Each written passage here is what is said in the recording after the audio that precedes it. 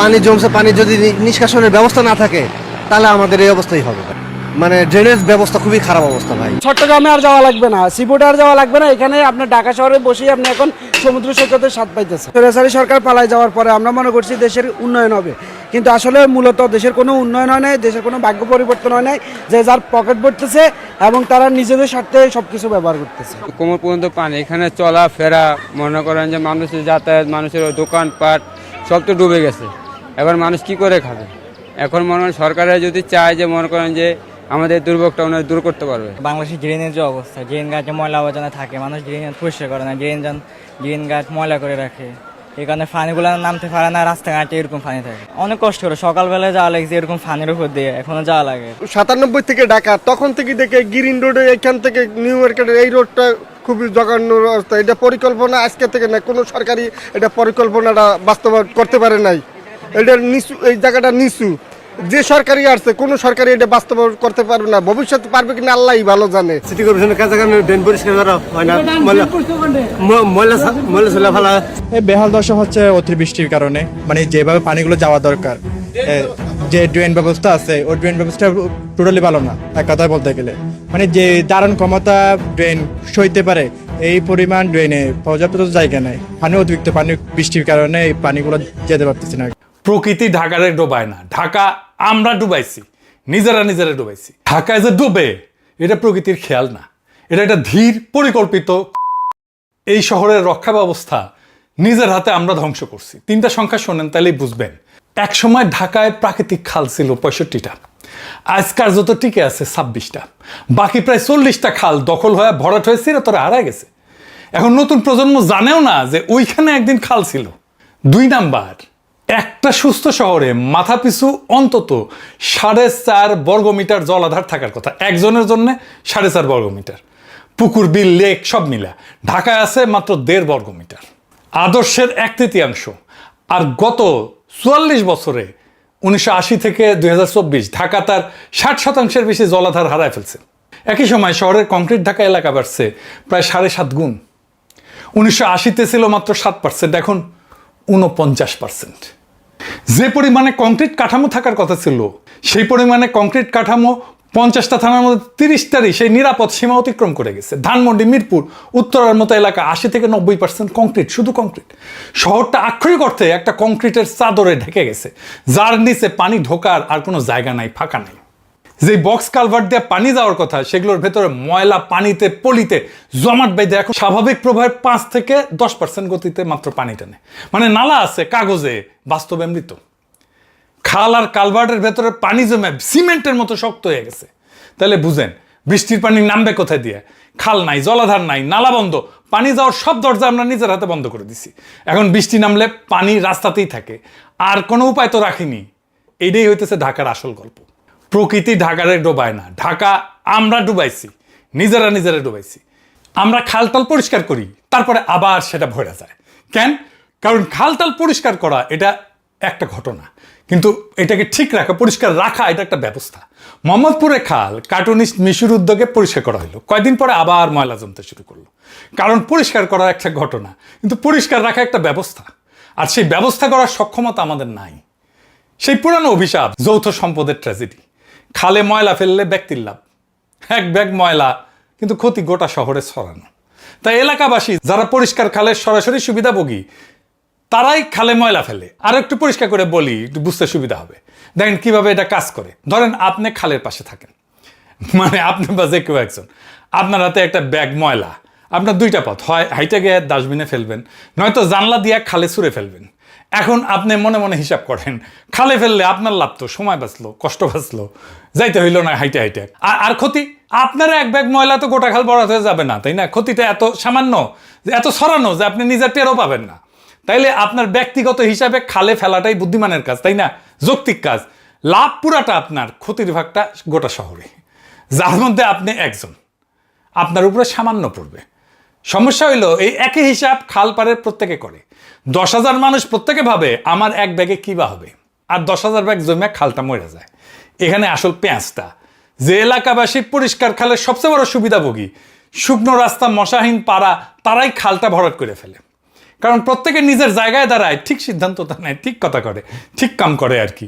কিন্তু সবার সে ঠিক কাম একসাথে জড়ো হয় একটা ভুল ফল বানায়, সবার ক্ষতি হয়। ব্যক্তির যুক্তি আর সমষ্টির স্বার্থ এখানে উল্টা দিকে টানাটানি করে, বুঝেছাও? ভাগের মা গঙ্গা পায় না। বাংলাদেশ যেন এই প্রবাদটাকে জাতীয় একটা নীতিতে, ট্র্যাজেডিতে পরিণত করছে। এখন কইতে পারেন যে এইটা তাইলে কেমনে করে সমাধান করবেন? সমাধান আছে, আমি এপিসোডে দেখাই দেব। আমারে নিয়া আমার এইটারা ট্রল করে, সব জানতে হলে। সারা দুনিয়া অনেকে এমন সমস্যায় পড়ে নাই, আমাদের সমস্যাগুলো তো ইউনিক না, তার সমাধানও করছে সারা দুনিয়া। তাদের উদাহরণ দেখে আমরা সমাধানের রাস্তা বের করতে পারি। এর জন্য তো সব জানতে হওয়ার দরকার পড়ে না, তাই না? কাণ্ডজ্ঞান থাকলেই হয়। ওই আলাপে যাওয়ার আগে আরও কয়েকটা জিনিস একটু দেখে নিই। এই ঢাকার জলবদ্ধতা বোঝার জন্য এটা খুব জরুরি। ঢাকার ড্রেনেজ এটা গঠনগতভাবে পঙ্গু। 4টা জায়গায় আমি আইডেন্টিফাই করে বলতেছি। 1 নাম্বার, ঢাকার বৃষ্টির পানি সামলায় মূলত 4টা আলাদা সংস্থা, প্রত্যেকের ভাগে আলাদা আলাদা টুকরা।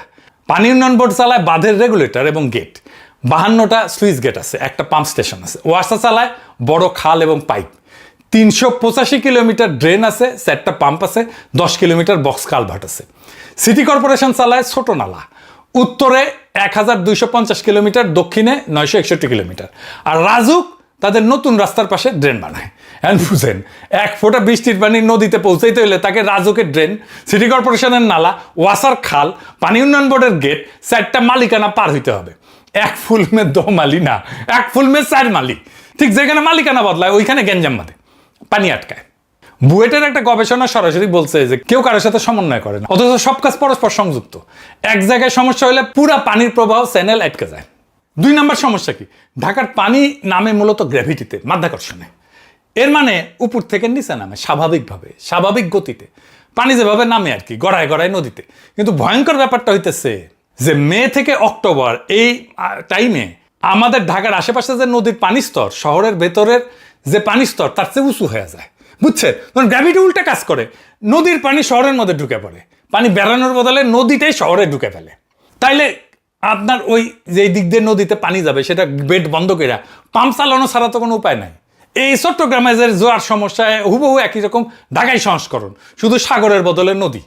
আর ঢাকা সমুদ্রপৃষ্ঠ থেকে খুব বেশি উঁচুতে না, কিন্তু মাত্র 6 থেকে 8 মিটার উঁচু। শহরের পূর্বাংশ মানে বালু নদীর দিকের এলাকা যেমন রামপুরা, বাড্ডা, খিলগাঁও, বাসাবো, ড্যামরা, যাত্রাবাড়ি সবচেয়ে নিচু। পশ্চিম এলাকা 2080 সালে বন্যার পর বেড়িবাঁধ দিয়ে ঘেরা হয়েছে, কিন্তু পূর্বাংশে এই সুরক্ষার বাইরে, খোলা নিচু প্লাবনভূমি, তাই ওইখানে পানি জমে সবচেয়ে বেশি, নামে সবচেয়ে দেরিতে। 3 নাম্বার সমস্যা কি? কমলাপুর স্টেডিয়ামের পাশে সিটি কর্পোরেশনের একটা পাম্প স্টেশন আছে, কাগজে কলমে মিনিটে 8.5 লাখ লিটার পানি সরাইতে পারে, কিন্তু ভারী বৃষ্টির পর সেটা কাজেই লাগে না। কেন জানেন? কারণ এর সাথে যে যুক্ত নালা আর বক্স কালভার্ট এটা বন্ধ, পানি যায় না ওই পর্যন্ত। পাম্প আছে কিন্তু পাম্পের মুখ পর্যন্ত পানি পৌঁছায় না, মানে কাগজে আছে কিন্তু কাম করে না। এতে যন্ত্র আছে, নিখুঁত আছে, ইনভেস্টমেন্ট আছে, কিন্তু একটা যন্ত্র নিখুঁত হলে কাজ করতেছে না, কারণ শিকলের যে বাকি জায়গা ওটা ভাঙা থাকলে গোটাটাই তো অকেজো, তাই না? এরপরের সমস্যা কি? ডিএনডি বাঁধ। ঢাকার দক্ষিণের ডিএনডি এলাকা বন্যা ঠেকাইতে চারিদিকে বাঁধ দিয়ে ঘেরা, আপনারা তো জানেন। বাঁধ বাইরে বন্যা ঠেকায়, কিন্তু ভেতরের বৃষ্টির পানি আটকে দেয়, এটা বাইরেতে দেয় না। সেটা বের করার একমাত্র উপায় হচ্ছে পাম্প, আর পাম্প এত সক্ষম না। পাম্প যত পরিমাণে পানি আসে বের করতে হয় সেটা পারে না পাম্প। তাহলে হইলটা কি? বাদ দিয়া বাইরের বন্যা ঠেকাইলেন, কিন্তু ভেতরের বৃষ্টির পানিও আটকা পড়লো। তো আগে এই পানি শুষে নিত ভেতরের কৃষি জমি। 1962 সালে ডিএনডির এলাকার ভেতরে 80% ছিল ধান ক্ষেত। প্রকৃতির এটা স্পঞ্জের মতো, পানি গেলে টেনে নেয়। কিন্তু নগরায়নে ওই কৃষি জমির নামে আসতে 25%-এর নিচে, বাকিটা কংক্রিট। এখন পানি শোষণের জায়গাও নাই, বেড়ানোরও পথ নাই, আর পাম্প কাজ করে না। আমার পাম্প যা দরকার তার চেয়ে কম। ফল কি? বাঁধের ভেতরে প্রায় 87% এলাকায় এখন বৃষ্টি হলে ডুবে যায়। সুরক্ষার জন্য বাদী হয়ে উঠলো জলাবদ্ধতার উৎস। রাষ্ট্র এক সমস্যা সমাধান করতে গিয়ে আর এক সমস্যা বানায় ফেললো। তার মানে ঢাকার নেমে ড্রেনেজ শুধু নোংরা না, এটা গঠনগতভাবে পঙ্গু। ময়লা পরিষ্কার করলেও একই ডিজাইন সমস্যা থেকে যায়। এবার একটা গল্প বলি, টাস্কি তো খেয়া যাবে। 1998 সালে ঢাকার ইতিহাসের অন্যতম ভয়াবহ বন্যা হয়েছিল। আপনারা মুরব্বীরা জানেন, বয়স্করা জানেন। শহরের 56% ডুবে গেছিল। শহরের প্রায় 1/4 পানি বেড়ায় একটা মাত্র গেট দিয়া, রামপুরা রেগুলেটর দিয়া। বন্যার সময় দেখা গেল এই রেগুলেটর কিভাবে চালানো হবে তার না আছে কোনো নীতিমালা, না আছে দায়িত্বপ্রাপ্ত কেউ। আর নদীর পানি ঠেকাইতে যে গেটগুলো বন্ধ রাখার কথা ছিল সেগুলো বন্ধই করা হয়নি। শহরের সবচেয়ে গুরুত্বপূর্ণ পানি নিষ্কাশন গেট কখন খুলবে, কখন বন্ধ হবে, কে চালাবে কেউ জানে না। কারো দায়িত্ব না তো শহর তো ডুববেই, ঢাকা শহর কি বেঁচে থাকবে? কারণ শহরের সবচেয়ে জরুরি সুইচটার পেছনে কোনো মানুষ নাই, কেউ দায়িত্ব নাই, কোনো নাম নাই, কোনো জবাবদিহিতা নাই। এইবার আসেন সমাধানের প্রসঙ্গে আসি। বিশ্বে এইভাবে এই প্রবলেম নানাভাবে জিতছে, আসেন কিভাবে জিতছে সেটা একটু দেখি। টোকিও শহর এক সময় প্রত্যেক বর্ষায় ডুবতো ঢাকার মতোই। তারা কি করলো, মাটির প্রায় 50 মিটার নিচে, মানে 15 তলা বিল্ডিং যত গভীর হয় তত দূর, বানায় ফেললো পৃথিবীর সবচেয়ে বড় ভূগর্ভস্থ বন্যা নিয়ন্ত্রণ ব্যবস্থা। এর নাম হইতেছে জিক্যান্স। এই ভিডিওটা ইউটিউবে দেখতে পারবেন। এটা দেখতে এত বিশাল যে 5টা বিশাল কংক্রিটের কুয়া, প্রত্যেকটা এত বড় যে ভেতরে একটা আস্ত স্ট্যাচু অফ লিবার্টি দাঁড়ায় যেতে পারবে। এই কূপগুলো একটা টানেল দিয়ে যুক্ত, আর পানি ঠেলে বের করে দেওয়ার জন্য একটা শক্তিশালী পাম্প আছে, যেটা চালানো হয় বিমানের জেট ইঞ্জিন দিয়ে। এত শক্তিশালী। বৃষ্টির পানি যখন শহরে জমতে শুরু করে, এই ব্যবস্থা সেকেন্ডে 200 টন পানি টাইনা নদীতে ফেলে দিতে পারে। খরচা বেশি, $260 কোটি লাগছে এটা জাপানের। বানাইতে সময় লাগছে 13 থেকে 14 বছর। কিন্তু যে এলাকা এটা বাঁচায় সেখানে বন্যার ক্ষতি প্রায় 90% কমে গেছে। আর এই ব্যবস্থা এই পর্যন্ত 150-র বেশি বার চালু করতে হয়েছে, মানে 150-র বেশি বন্যা এটা ঠেকাই দিছে। ঢাকায় কি এটা করা যায়? এটা কাজ করে, সন্দেহ নাই, কিন্তু এটা ভয়ঙ্কর ব্যয়বহুল আর তৈরি হইতে বহু বছর সময় লাগে। তাই এটা ঢাকার পুরো সমস্যার সমাধান হইতে পারে না। তবে যেসব জায়গা সবচেয়ে বেশি ডোবে, যেমন পুরান ঢাকা বা ডিএনডি এলাকা, সেখানে ছোট আকারে এরকম ভূগর্ভস্থ জলাধার করে দেখা যেতে পারে আর কি। 2 নম্বর মডেল কি, কুয়ালালামপুরের স্মার্ট টানেল। এইটা এক সুড়ঙ্গ 2 কাজ, এক ফুল 2 মালি। হ্যাঁ, কুয়ালালামপুরও ঢাকার মতো 2টা সমস্যা ছিল একসাথে। একদিকে আকস্মিক বন্যা, আর একদিকে ভয়াবহ যানজট। তারা মাটির নিচে বানাইলো প্রায় 10 কিলোমিটার লম্বা একটা বিশাল সুড়ঙ্গ, এমনভাবে যেন 2টা কাজ করতে পারে। স্বাভাবিক সময় যখন বৃষ্টি নাই, সুড়ঙ্গটা একটা মোটরওয়ে, মোটর যাবে, দিনে 30,000 গাড়ি চলে, যানজট কমে। কিন্তু যখন ভারী বৃষ্টি হয় তখন একটা অদ্ভুত ঘটনা ঘটে। সিসিটিভি ক্যামেরায় নিশ্চিত করা হয় যে শেষ গাড়িটাও বেড়ে গেছে। তারপরে কপাট বন্ধ করে দেওয়া হয়। সুড়ঙ্গটাকে বানায় ফেলা হয় বন্যার পানির নালা। যে রাস্তাটা 4 ঘন্টা আগে গাড়ি চলতেছিল, সেটা এখন একটা নদী। শহরের কেন্দ্র থেকে লক্ষ লক্ষ ঘনমিটার পানি সরাই নিয়ে নদীতে ফেলে দেয়। আবার পানি নেমে গেলে রাস্তা ধুয়ে মিশে 2 দিনের মধ্যে আবার গাড়ি চলা শুরু হয়। এটার খরচ পড়ছিল প্রায় $515 মিলিয়ন, টোকিওর প্রায় 1/5। অথচ 2টা কাজ 2007 থেকে চালু, আর এই পর্যন্ত 50-এরও বেশি বার শহরের কেন্দ্রকে বন্যা থেকে বাঁচাইছে। জাতিসংঘ পর্যন্ত এটাকে পুরস্কার দিছে। ঢাকার সমস্যা তো ঠিক এই 2টাই, জলাবদ্ধতার যানজট। একটা কাঠামো নিয়ে 2টা সমাধান। রাজনৈতিকভাবে এটা লোভনীয়, কারণ 1 টাকায় 2 কাজ হবে। ঢাকার কোনো একটা গুরুত্বপূর্ণ করিডোর এরকম কিছু ভেবে দেখা যাইতে পারে। 3 নম্বর মডেল কি, সিঙ্গাপুর। খালকে নদী বানায় ফেলা। সিঙ্গাপুরে বিশান পার্কে একটা সোজা কংক্রিটের নালা ছিল, প্রায় 3.5 কিলোমিটার লম্বা। দেখতে অনেকটা আমাদের হাতির ঝিলের আগের নর্দমাগুলোর মতো আর কি। তারা সেটা সোজা কংক্রিটের নালা ভেঙে দিয়া বানাইলো একটা 3 কিলোমিটার লম্বা আঁকাবাঁকা প্রাকৃতিক নদী। গাছপালা, ঘাস পাথর দিয়ে সাজানো এই আঁকাবাঁকা নদী একদিকে আগের চেয়ে অনেক বেশি বৃষ্টির পানি ধরে রাখতে পারে, আবার অন্যদিকে হয়ে উঠছে শহরের সবচেয়ে সুন্দর পার্ক, যেখানে মানুষ বিকালে হাঁটতে যায়, বাচ্চারা খেলে। ওই একই পার্কেই খরচা হইল প্রায় $5.5 কোটি। টোকিওর খরচের তুলনায় যা সামান্য একটা ভগ্নাংশ। কিন্তু আসল রহস্যটা কিন্তু টাকায় না, অন্য জায়গায়। সিঙ্গাপুরের পানি দেখাশোনা করে একটা সংস্থা, আর পার্ক দেখাশোনা করে আরেক সংস্থা। এই 2 সংস্থা তাদের বাজেট আর দায়িত্ব আলাদা না রেখে এক জায়গায় জুড়ে কাজটা করলো। এটা ঢাকার জন্য সবচেয়ে মানানসই। ঢাকার হারায় যাওয়া 40টা খাল ফেরায় আনা, শুধু নর্দমা হিসাবে না, নদী আর পার্ক হিসাবে। কারণ মানুষ যখন খালটাকে ভালোবাসবে, নিজের বিকেলের হাঁটার জায়গা মনে করবে, তখন সেখানে সে আর ময়লা ফেলবে না। যৌথ সম্পদের যে অভিশাপের কথা বলছিলাম না, সেটা ভাঙার এটা আসল চাবি। আর একটা মডেল আছে রটারডামে, পানির চত্বর। এক জায়গা 2 চেহারা।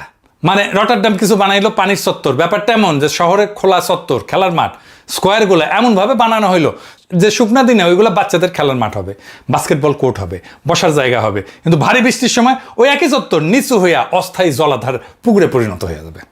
পানি ধরে রাখবে। যতক্ষণ না নালা খালি হয়ে যায় ততক্ষণ সে পানিটা ধরে রাখবে। নালা খালি হয়ে গেলে এই পানিটা ছেড়ে দেবে।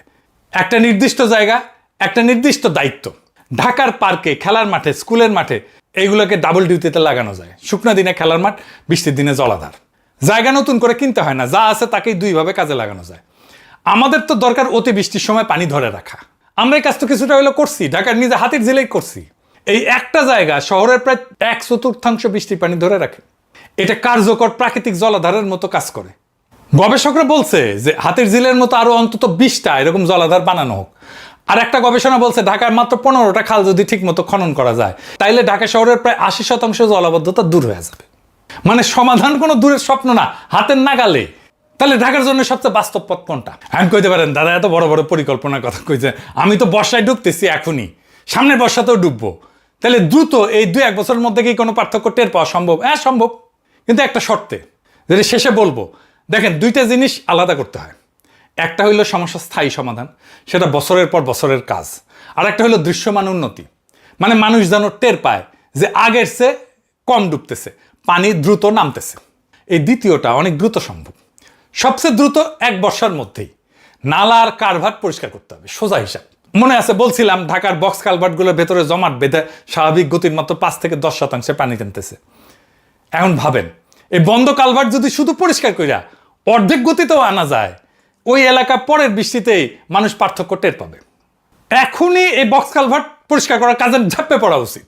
একটা বাস্তব উদাহরণ দিই, ঢাকার শিল্পকলা একাডেমি থেকে টিটাপাড়া পর্যন্ত প্রায় 3.5 কিলোমিটার লম্বা একটা বক্স কালভার্ট আছে। শুধু এই একটা কালভার্ট পরিষ্কার করলে সেগুনবাগিচা, সচিবালয়, পল্টন, মতিঝিল এই এলাকাগুলোর প্রায় 10 লক্ষ মানুষ সরাসরি উপকৃত হয়। একটা কালভার্ট 10 লক্ষ মানুষ। এই কাজটা মাসের হিসাবে হয়, বছরের না। এর পরের ধাপ 1 থেকে 2 বর্ষা কৌশলগত খাল খনন। এখানে একটা দারুণ তথ্য আছে। River and delta research centre নামে একটা গবেষণা সংস্থা হিসাব করে দেখাইছে যে ঢাকার সব খাল না, শুধু বেসায় নেওয়া 15টা খাল যদি ঠিক মতো খনন করা যায়, তাইলে শহরের প্রায় 80% জলাবদ্ধতা দূর হয়ে যায়।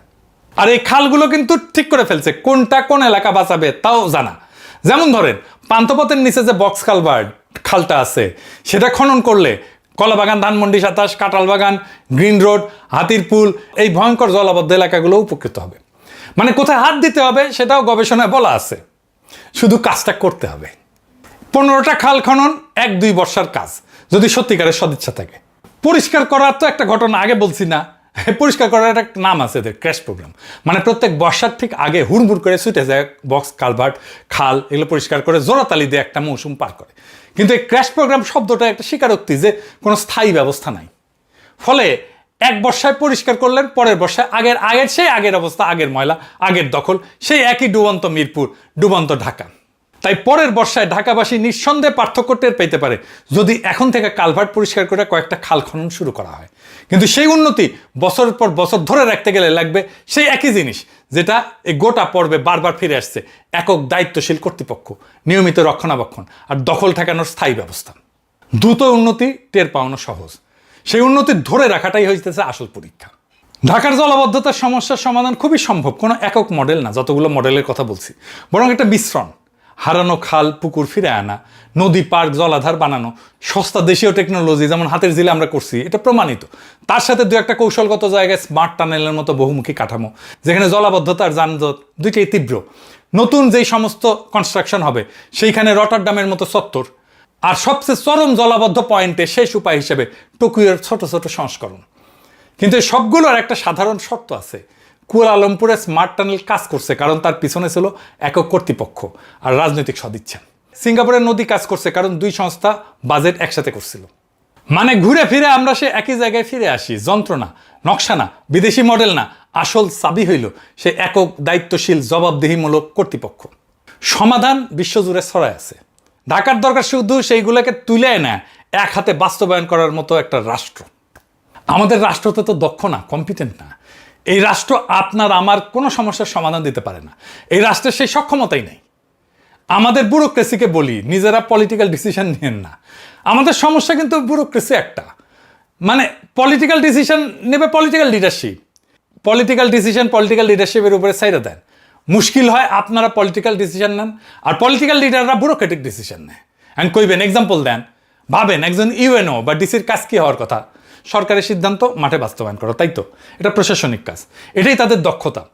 আর আপনার এলাকায় নির্বাচিত চেয়ারম্যান বা এমপির কাজ কি? এলাকার জন্য কোন সিদ্ধান্ত হবে, কোন রাস্তা আগে হবে, কার স্বার্থ অগ্রাধিকার পাবে, এই রাজনৈতিক সিদ্ধান্ত নেওয়া। কারণ তিনি আপনার ভোটে নির্বাচিত, তাকে আপনার কাছে জবাবদিহিতা করতে হবে। কিন্তু বাস্তবে কি হয়? অনির্বাচিত ইউএনও ডিসি হয়ে ওঠে এলাকার আসল ক্ষমতার মালিক। এমনকি নির্বাচিত চেয়ারম্যানকে সরায় ইউএনওকে বসানো হয় উপজেলা শিক্ষা কমিটির প্রধানের চেয়ারে। আর নির্বাচিত এমপি তখন কি করে? বদলি নিয়োগের তদবির নিয়ে ঘোরে তখন। এটা আমার বানানো কথা না, একজন 7 বারের এমপি নিজে আক্ষেপ করে বলছিল যে আমরা নামে মাত্র নির্বাচিত হয়েছি, প্রকৃত ক্ষমতার মালিক তারাই, আমরা কর্মকর্তাদের দয়ায় চলতেছি। স্পিকার, বর্তমানে যে অবস্থাটা তাতে আমাদের এলাকায় এই আমাদের যে সরকারি কর্মকর্তা আছে যেমন ইউনো ডিসি, তারাই এমন দেশের মালিক, তারা যা করে সেটাই চলে। এই একটা কম্বল পর্যন্ত আমরা দিতে পারি না, সরকারি ত্রাণ। হ্যাঁ, নিজেরাই আমরা কিনে আমরা দিচ্ছি, কিন্তু সরকারি যে ত্রাণ আসে তা সেগুলো একটা আমাদের দেওয়া হয় না।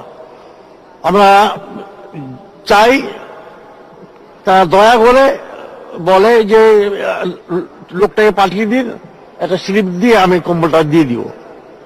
এই হচ্ছে আমাদের অবস্থা, মাননীয় স্পিকার। তো আমরা এই ইউনো এবং এই সরকারের কর্মকর্তা যারা, তাদের দয়ায় এখন আমরা চলছি। মাননীয় স্পিকার, আমি এবার দিয়ে 7বার নির্বাচিত হয়েছি, এই জাতীয় সংসদে আমি আসছি। ভাবেন, 7বারের একজন নির্বাচিত এমপি বলতেছে তিনি চলতেছেন অনির্বাচিত কর্মকর্তার দয়ায়। সব উল্টা পাল্টা। হাউজি খেলা একটা কল আছে, উল্টা পাল্টা 69। আমলা বসে আছে রাজনীতিবিদের চেয়ারে, রাজনীতিবিদ করতেছে আমলার কাজ, দুইজনেই ভুল চেয়ারে। আর যেখানে চেয়ারই উল্টা, সেখানে জবাব দিতে উল্টা যায়, কারণ আমলা তো আপনার আমার ভোটে নির্বাচিত না, তাকে আপনি সরাইতেও পারেন না। রাষ্ট্রের বদল আমাদের জীবনের জন্য কত জরুরি দেখেন। এই জন্যই জুলাই আসছিল, আমরা এই জন্যই রাষ্ট্রের বদল চাইছিলাম।